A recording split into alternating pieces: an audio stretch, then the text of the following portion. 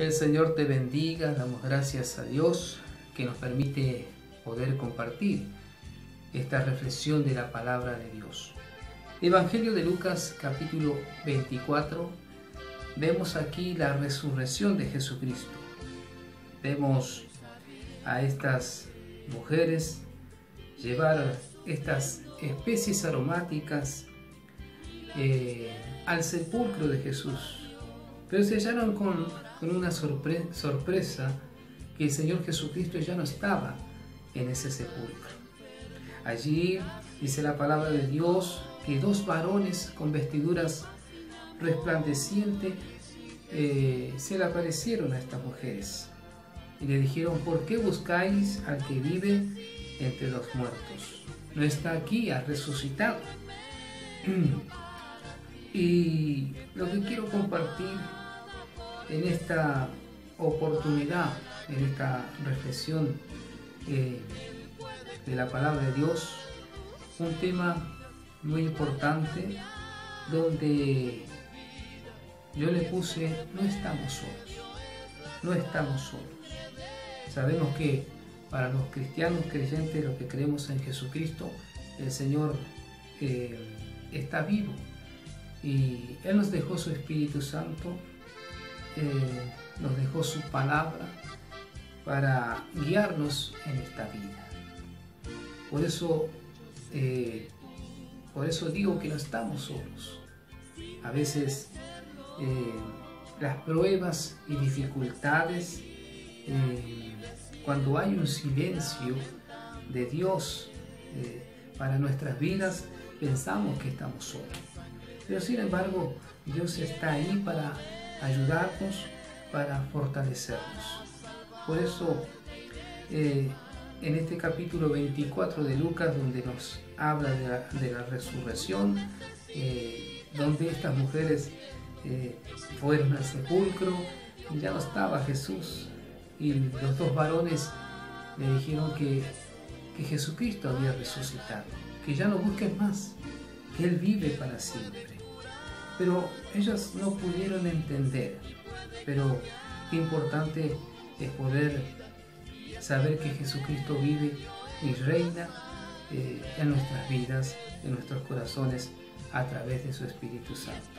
Y aquí en la palabra de Dios vemos también a estos dos hombres que iban hablando, que iban meditando de lo acontecido. ¿Qué había acontecido? Estaban hablando de la muerte de Jesús. Pero no se acordaban ellos que Jesús había dicho que Él iba a resucitar el tercer día. Y lo que quiero hablar es que Dios nos dejó su promesa. Jesús nos dejó su promesa de que Él va a estar con nosotros todos los días de nuestras vidas. Por eso aquí vemos por la palabra de Dios en este versículo 13 del capítulo 24 de Lucas, dice la palabra de Dios: he aquí dos de ellos iban el mismo día a una aldea llamada Emaús, que estaba a 60 estadios de Jerusalén, e iban hablando entre sí de todas aquellas cosas que habían acontecido. Estaban hablando de la muerte de Jesús,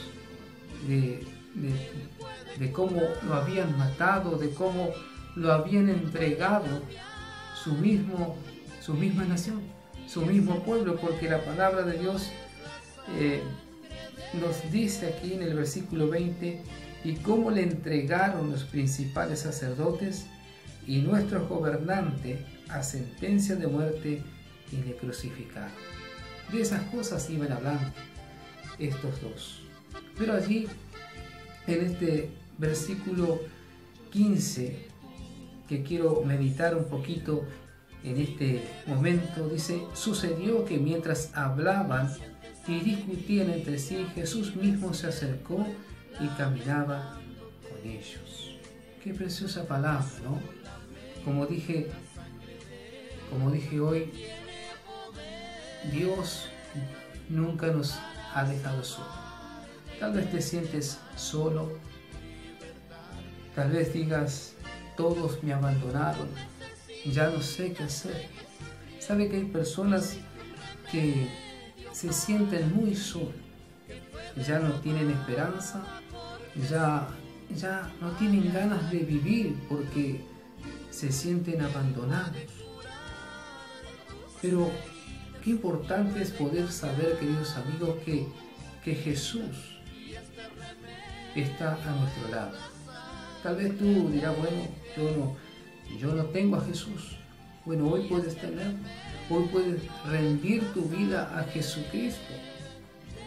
Entregar tu vida, reconocerlo como Señor y Salvador de tu vida. Entregarle tu corazón a Dios.